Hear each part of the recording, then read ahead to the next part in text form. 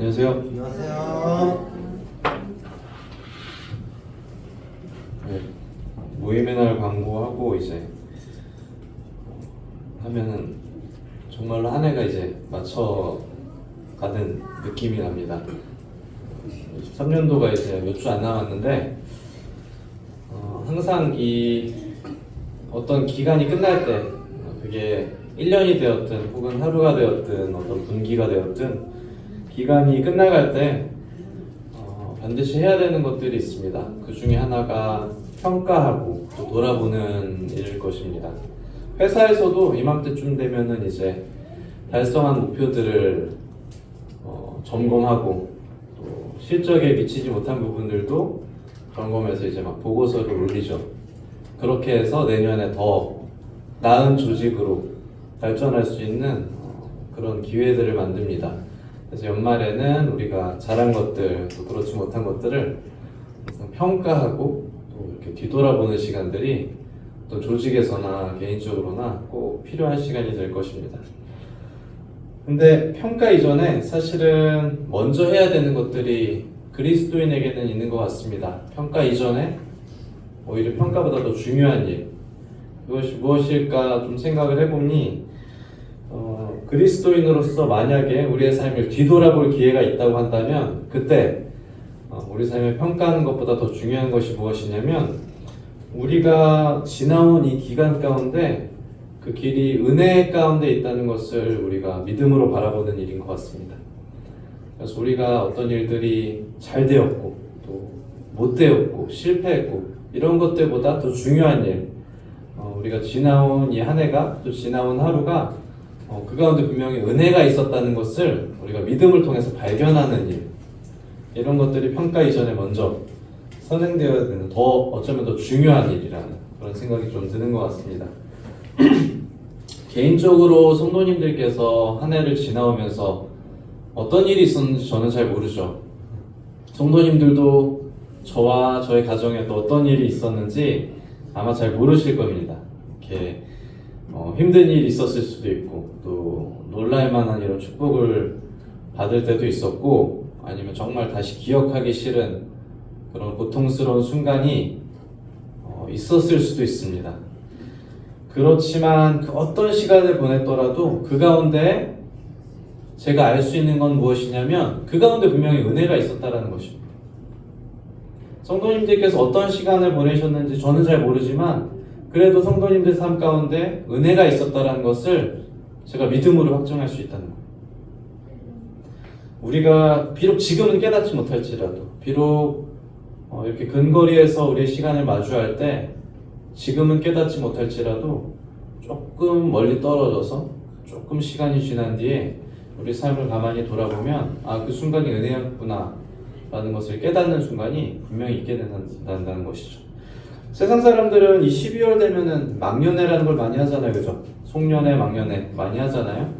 송년회, 막년회 때 주로 하는 일들이 그와 같습니다.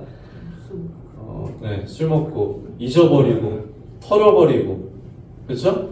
힘들었던 일을 다 떠나보내는 거예요. 새롭게 시작하자. 사실 그게 송년회, 막년회거든요. 털고 괴로운 일들 이제 정말 잊어버리자. 이게 세상 사람들의 송년회란 말이에요. 성도의 막년회는 무엇인가 고민을 해봤습니다.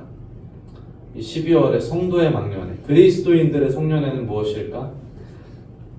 제가 생각한 것은 있는 것이 아니라 기억하는 것입니다.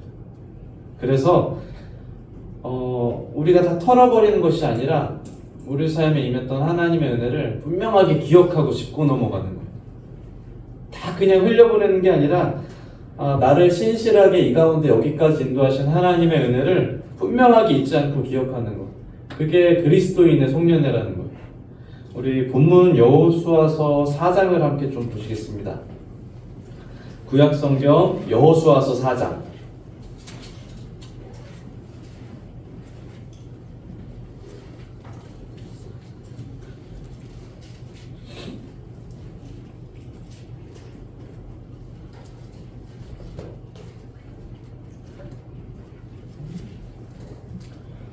여호수아서 4장 1절부터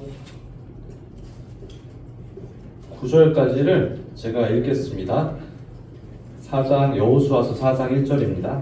그 모든 백성이 요단을 건너가기를 마침에 여호와께서 여호수아에게 말씀하여 이르시되 백성의 각 지파에 한 사람씩 12사람을 택하고 그들에게 명령하여 이르기를 요단 가운데 제사장들의 발이 굳게 선 그곳에서 돌 12를 택하여 그것을 가져다가 오늘 밤 너희가 유숙할 그곳에 두게 하라 하시니라. 여호수아가 이스라엘 자손 중에서 각 지파에 한 사람씩 준비한 그 12사람을 불러 그들에게 이르되 요단 가운데로 들어가 너희 하나님 여호와의 궤 앞으로 가서 이스라엘 자손들의 지파 수대로 각기 돌 1개씩 가져다가 어깨에 매라. 이것이 너희 중에 표징이 되리라. 후일에 너희의 자손들이 물어 이르되 이 돌들이 무슨 뜻이냐 하거든 그들에게 이르기를 요단 물이 여호와의 언약궤 앞에서 끊어졌나니 곧 언약궤가 요단을 건널 때 요단 물이 끊어졌으므로 이 돌들이 이스라엘 자손에게 영원히 기념이 되리라 하라 하니라. 이스라엘 자손들이 여호수아가 명령한 대로 행하되 여호와께서 여호수아에게 이르신 대로 이스라엘 자손들의 지파의 수를 따라 요단 가운데서 돌 12를 택하여 자기들이 유숙할 곳으로 가져다가 거기에 두었더라. 여호수아가 또 요단 가운데서 곧 언약궤를 맨 제사장들이 발이 선 곳에 돌 12를 세웠더니 오늘까지 거기에 있더라. 여호수아서 4장 1절부터 9절까지 함께 읽었습니다. 이 본문의 배경은 이스라엘 백성들이 이제 애굽을 떠나서 긴 광야 생활, 40여 년간의 광야 생활을 끝나고 이제 그 광야 생활을 청산하기 바로 직전인 것이죠. 그들이 여리고성 점령을 바로 앞에 두고 있습니다. 약속하신 그 가나안 땅으로 이제 그들이 입성하기 바로 직전인 것입니다. 40년간의 광야 생활에서 처음 출애굽을 했던 그 1세대들은 모두 다 흙으로 돌아갔습니다. 그들의 불순종의 열매로 그들은 모두 약속의 땅을 보지 못하고 광야 가운데 묻혔습니다. 여호수아 갈렙을 제외한 모든 사람들이 흙으로 돌아갔어요. 그리고 이제 그들의 자손들이 이 가나안 땅으로 들어가기 바로 그 직전인 것입니다. 약속의 땅이 그들 눈앞에 있다는 것이죠. 자, 이제 그들 앞에 요단강이 흐르고 있습니다. 이 요단강을 건너기 위해서 하나님께서 그들에게 또 한 번의 기적을 베푸시는 장면이 있습니다. 하나님께서 요단강을 멈추게 하시고 그들이 아무런 방해도 받지 않고 이제 이 요단강을 건너가게 될 것입니다. 그리고 건너가게 된 후에 여리고 성도 하나님의 말씀 가운데서 그들의 손에 이제 넘어오게 되는 것이죠. 지금 이 4장의 장면은 바로 그들이 이 모든 것들을 눈앞에 두고 있는 그 바로 직전의 상황인 것입니다. 매우 중요하고 특별한 시점에 하나님께서 재밌는 명령을 내리십니다. 제 기준에서는 재밌는 명령이었어요. 이상해 보이는 이 명령을 이들에게 하시는데 요단강 가운데 있는 돌을 하나씩 취해서 그것을 주워서 가지고 오라는 거예요. 그리고 그 명령의 이유에 대해서 우리가 읽은 것처럼 6절, 7절, 8절에 자세히 설명합니다. 이것은 나중에 후일에 누군가가 이 돌을 보면서 이 돌이 무엇이냐 묻거든 너희의 하나님 여호와가 요단강의 물을 끊어지게 하셨다라는 것을 기억하라는 거예요. 이것이 훗날 너희에게 표징이 되리라 이렇게 말씀하셨어요. 취하라고 말씀하신 이 돌은 일종의 증표와 같은 것입니다. 우리가 어떤 물건을 보면서 약속을 떠올리고 또 어떤 상황을 생각하고 예를 들면 우리가 앞에 제가 지금 결혼 반지를 끼고 있는데 이 결혼 반지를 보면서 이게 그냥 손에 매달려 있는 건 아니잖아요, 그죠? 어떤 결혼의 맹세와 언약과 이런 것들을 생각하게 하는 증표잖아요. 이 돌이 하나님과 이스라엘 백성들에게 그런 증표가 되리라는 것을 말씀하신 것이죠. 이 돌을 보면서 이스라엘 백성들이 자신의 손조들을 인도하신 하나님을 기억하고 홍해를 건너게 하시고 광야 가운데서 그들의 모든 생활을 인도하시고 마침내 요단까지 건너게 하신 이 하나님을 분명하게 기억하기를 바라고 계신 것입니다. 하나님께서 이스라엘 백성들에게 매우 중요한 순간에 이 기억을 말씀하고 있다는 사실을 우리가 분명하게 되짚어봐야 되는 것입니다. 그들은 지금 매우 큰 싸움을 앞두고 있습니다. 여리고성을 무너뜨리고 이 가나안 땅을 정복해야 되는 민족으로서는 정말 절체절명의 순간, 민족의 존명이 달린 이 중요한 순간을 앞두고 있단 말입니다. 그런데 그들에게 하나님께서 기념을 말씀하시는 거예요. 기억을 말씀하시고, 이 중요한 순간에 이것을 말씀하신다는 것은 이것이 그들에게 그보다 더 중요한 문제라는 것을 의미하는 거예요. 그들 가운데 하나님의 은혜를 잊지 않고 기억하는 것이 정말로 중요한 문제라는 것입니다. 하나님 은혜를 잊지 않고 기억하는 것이 그들이 싸우는 것보다 더 중요하다는 거예요. 하나님을 기념하는 것에 그들의 민족의 정체성이 달려있다는 것을 이 약속을 통해서 다시 한번 말씀해 주는 것이고, 사실은 이것이 오늘날 저와 여러분들에게도 동일하게 적용된다는 거예요. 다른 종교에서 예배를 드리는 것들을 가만히 보자면 그것이 어떤 종교든 상관없습니다. 우리가 알고 있는 어떤 다른 종교든지 그들의 예배를 가만히 보면 그들의 예배는 매우 동일합니다. 무언가 바치고, 그죠? 드리고, 서원하고, 복을 빌고, 이것이 우리가 알고 있는 다른 종교의 예배입니다. 여기서 아마 예배는 없을 거예요. 그렇지만 지난 주일에 성도님들과 제가 드린 예배를 한번 가만히 묵상해 보시길 바랍니다. 우리가 드리는 예배는 어떻습니까? 우리가 드리는 예배는 기억과 기념의 예배인 것입니다. 하나님이 하신 일들을 묵상하고 그리스도의 사랑을 충분히 공감하고 그리스도의 희생에 대해서 기념하고, 우리가 드리는 예배는 어떤 복과 어떤 우리가 누려야 될 축복에 초점이 맞춰져 있지 않다는 거예요. 우리가 드리는 예배는 하나님을 기억하고 기념하는 데 초점이 맞춰져 있다는 거예요. 거기에 우리의 신앙의 정체성이 분명하게 있다는 것입니다. 다른 어떤 것보다 하나님이 하신 일들을 묵상하고 기억하고 기념하고, 이것이 우리에게 얼마나 중요한 것인지를 우리가 예배를 통해서도 볼 수가 있는 것입니다. 고린도전서 11장에 찾진 않겠습니다만 예배 때 자주 찾는 말씀이 기록되어 있죠. 축사하시고 떼어 이르시되 이것은 너희를 위하는 내 몸이니 이것을 행하여 나를 기념하라 하시고, 이렇게 말씀하십니다. 그리고 그 뒤에 구절에도 동일하게 식후에 또한 그와 같이 잔을 가지시고 이르시되 이 잔은 내 피로 세운 새 언약이니 이것을 행하여 마실 때마다 나를 기념하라. 하나님께서 분명하게 성찬을 말씀하시면서 기념을 말씀하셨어요. 이것을 행할 때마다 내가 너희에게 어떤 사랑을 베풀었는지, 내가 어떤 희생을 했는지를 분명하게 기념하라는 거예요. 성찬의 의미의 기념이란 말이 반복적으로 이렇게 등장한다는 것, 이게 뭐냐면 우리의 예배는, 우리가 드리는 예배는, 우리가 드려야 할 예배는 본질상 하나님의 사랑을 기념함으로써, 우리가 드려야 할 이 예배는 하나님의 사랑을 계속해서 기억하고 기념함으로써 그 의미가 있다는 거예요. 우리가 하나님의 사랑을 기억하는 것이 곧 우리의 예배라는 것은 또 어떤 의미가 있습니까? 우리가 그것을 행하지 못하면 우리의 예배가 의미가 없다는 거예요. 우리가 하나님의 사랑을 기억하지 않는다면, 우리가 그분의 은혜를 기념하지 않는다면 우리의 예배가 되지 않는다는 것입니다. 우리가 우리의 예배를 잃어버리게 된다는 것이죠. 이 말씀 가운데서 우리가 분명하게 기억해야 되는 부분이 바로 이런 부분인 것 같습니다. 비록 지나온 시간들이 2023년이 그리 달가운 시간이 아니었을지라도, 또 그저 그런 시간이었을지라도, 아무런 감흥이 없고 무색무취 혹은 고통 가운데 있었을지라도 그 가운데 분명하게 하나님의 은혜가 있다는 것을 우리는 마음속으로는 공감하지 못하지만 신앙으로는 인정할 수 있을 것입니다. 그것이 우리 신앙의 정체성이니까요. 그죠?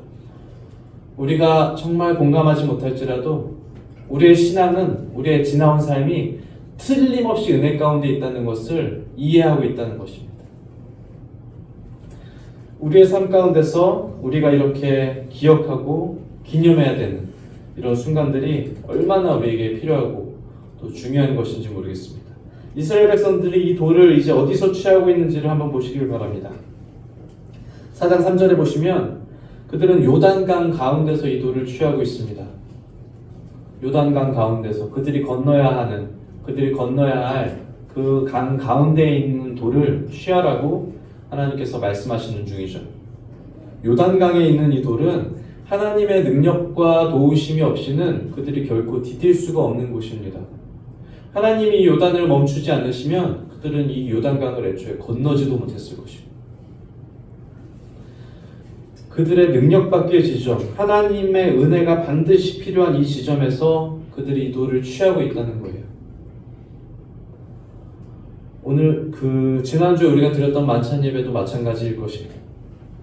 우리가 만찬 예배를 하나님의 피를 상징하는 잔과 하나님의 그리스도의 몸을 상징하는 떡으로 예배를 드립니다. 떡과 잔으로 그것을 기념할 때 주님의 몸과 피는 결코 우리에게서부터 나올 수 있는 것들이 아닌 것을 우리는 이미 알고 있어요. 떡과 잔이 상징하는 바는 명확하지 않습니까? 전적인 하나님의 은혜, 전적인 그리스도의 희생.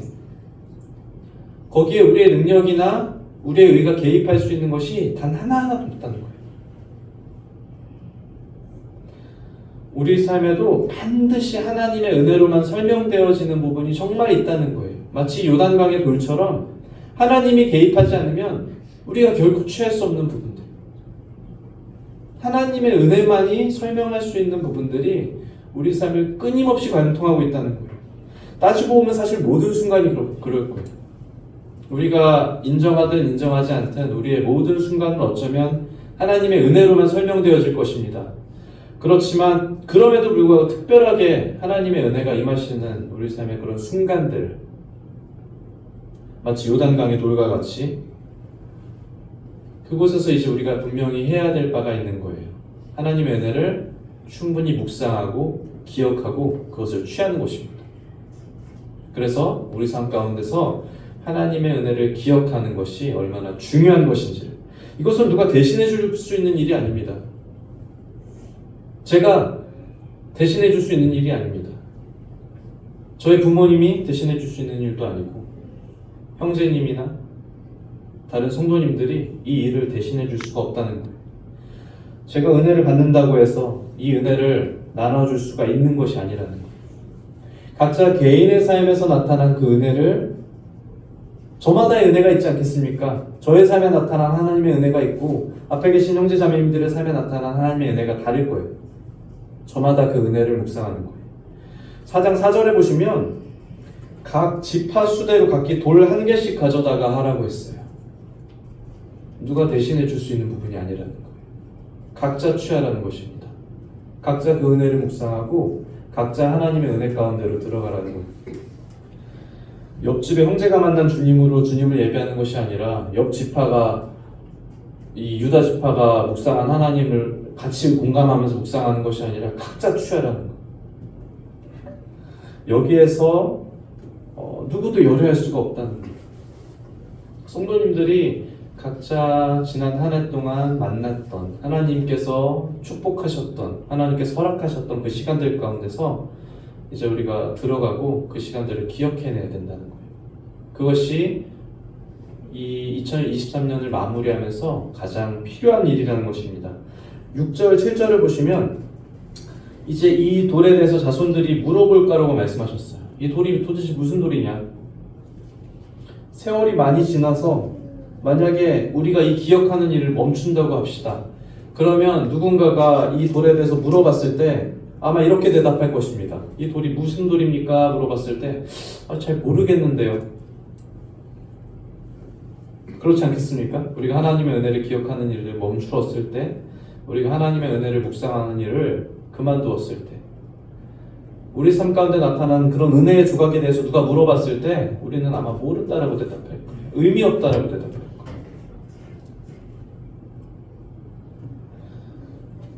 다음 세대가 하나님을 묵상하게끔 하는 것, 이 책임이 지금 이 여호수아 4장에 있는 이 세대의 사람들에게 있었거든요. 이들이 해야 될 일이 분명하게 있었어요. 이 돌을 취해서 하나님의 은혜를 계속해서 전하고 다음 세대에게 어떠한 우리가 은혜를 받았는지, 우리가 어떤 하나님을 경험했는지를 계속해서 말해야 될 의무가 지금 이 여호수아 4장의 이 세대들에게 전가된 이런 책임이란 말이에요. 이 책임을 저와 성도님들도 분명하게 지고 있다는 것이 중요한 지점인 것 같습니다. 우리의 아이들, 그 아이들의 아이들, 이 믿음의 3세대, 4세대들에게 우리가 감당해야 될 책임이 있다는 거예요. 그 책임이 무엇이냐? 우리가 경험한 하나님의 은혜, 우리가 일상 가운데서 배운 하나님을 충분히 묵상하고 나눠주는 것. 이제 제가 저희 아이들에게 지난 한 해 동안에 제가 만난 하나님에 대해서 말해줘야 될 의무가 있다는 거예요. 말씀을 좀 정리하면서 도원이가 요즘에 진짜 좋아하는 찬양이 있거든요. 도원이가 흥얼거리는 찬양이 있습니다. 제가 도원이를 이제 아침에 자전거를 타고 이제 유치원에 데려다 주는데 뒤에서 가끔 흥얼거릴 때가 있어요. 무슨 찬양을 흥얼거리냐면 은혜라는 찬양을 흥얼거리거든요.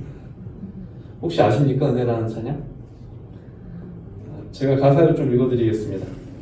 내가 누려왔던 모든 것들이, 내가 지나왔던 모든 시간이, 내가 걸어왔던 모든 순간이 당연한 것 아니라 은혜였소.